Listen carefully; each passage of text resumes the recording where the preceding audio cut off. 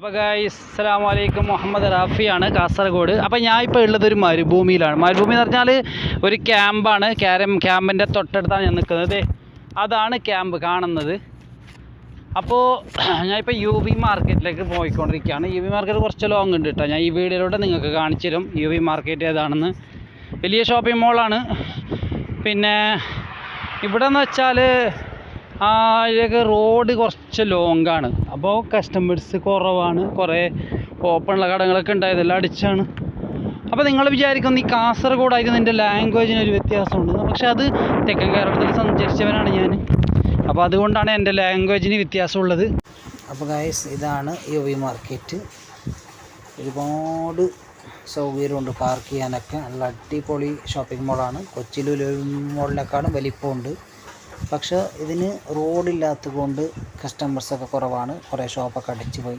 അപ്പോൾ ഇതിൻ്റെ ലൊക്കേഷൻ വരുന്നത് എക്സ്പോ മട്ടൻ്റെ അടുത്താണ്. അവിടെ നിന്ന് ഇറങ്ങിയാൽ അവിടെ നിന്ന് വണ്ടിയുണ്ട്, ബസ്സുണ്ട്. ഓക്കെ.